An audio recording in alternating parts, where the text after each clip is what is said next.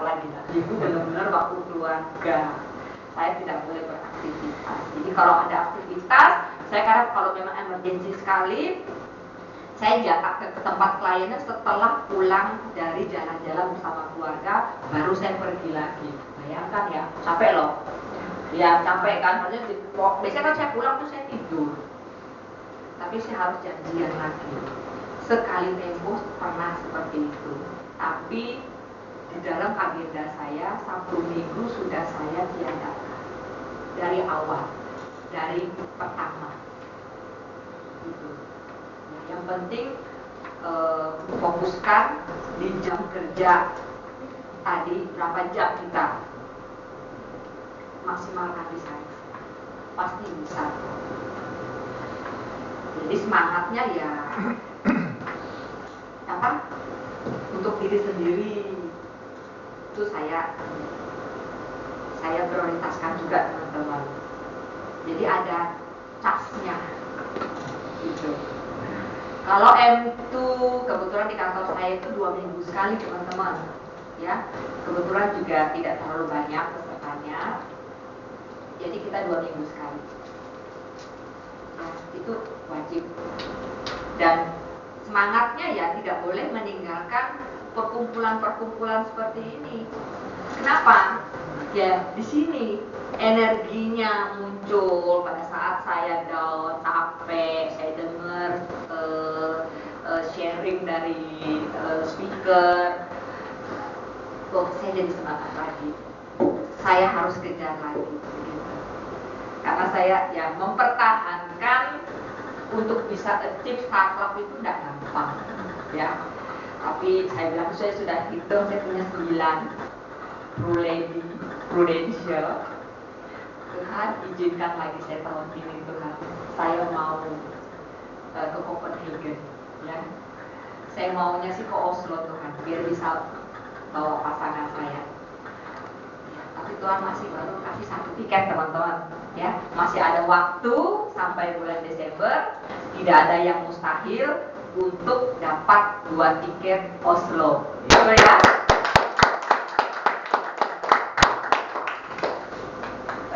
Tahun 2000 tahun berapa ya? Saya yang PCC Santorini itu dalam saya sempat terputus ya teman-teman ya.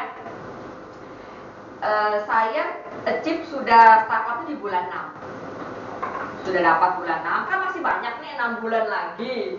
Ya sempat terlena, tidak ada omset gitu kan.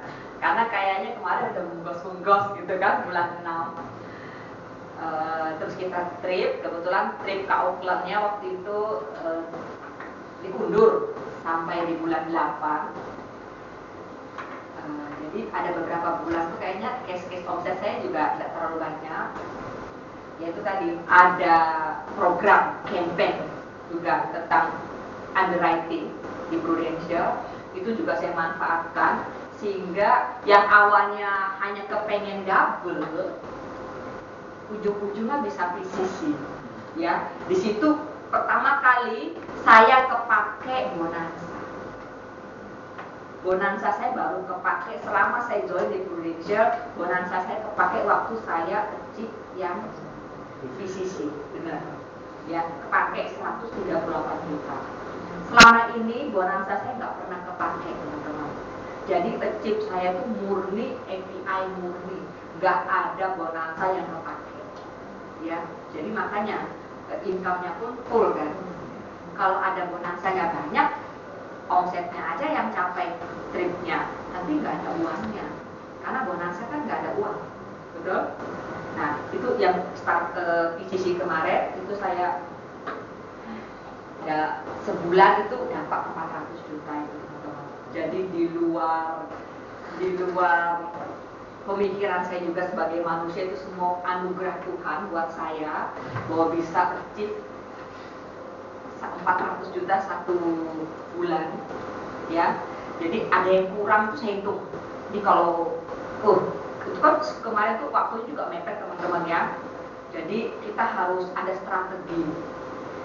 Coba dimasukin dulu yang ini.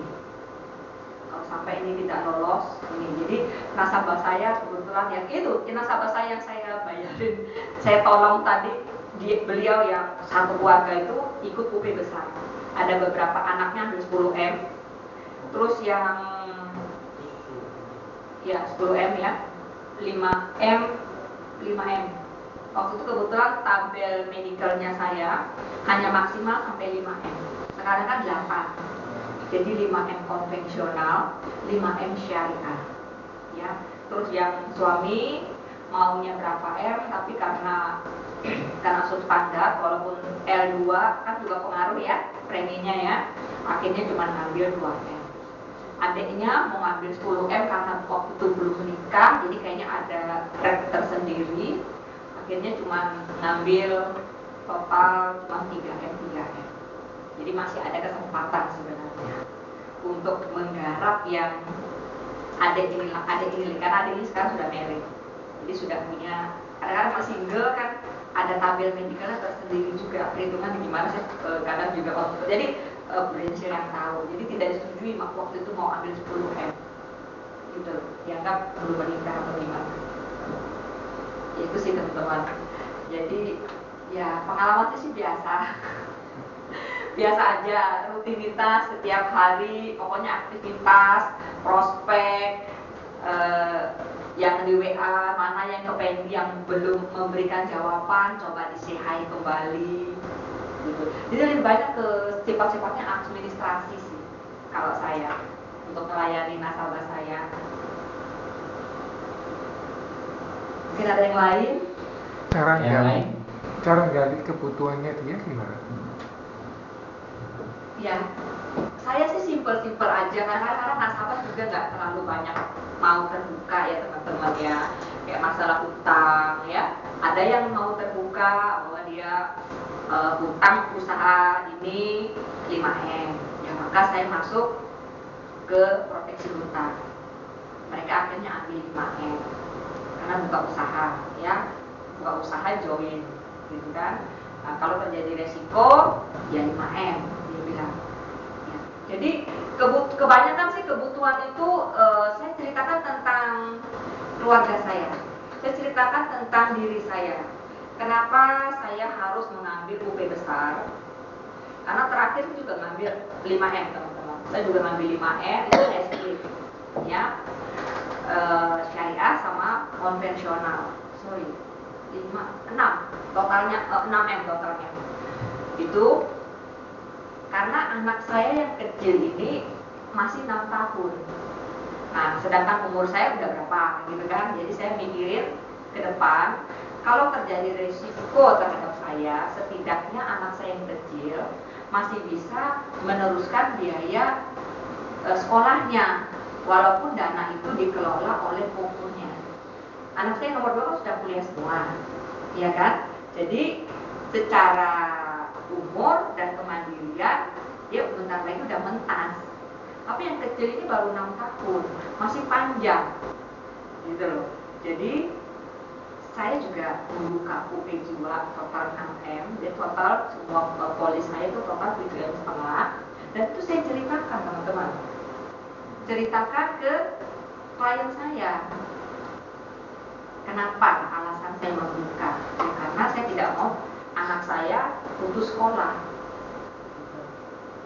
Jadi dari situ mereka bisa bisa merasa juga. Jadi saya masuk sedikit-sedikit.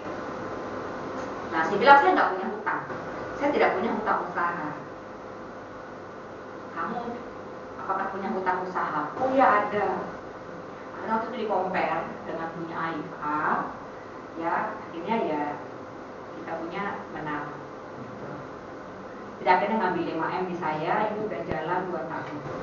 Polisnya udah jalan 2 tahun dan saya bikinkan tanpa saver. Saya bikinkan tanpa saver karena dia menganggap untuk perputaran usaha dia menganggap jauh lebih besar daripada hasil yang beberapa tahun ini di Prudential. Tidak apa-apa, monggo. Saya lebih senang. Nah, karena kalau hasil investasi kurang bagus, itu efeknya kan ke kita juga nih. Nah, karena kan itu hanya hanya estimasi, hanya bonus. Tapi kadang-kadang mereka menganggap ini sesuatu yang pasti.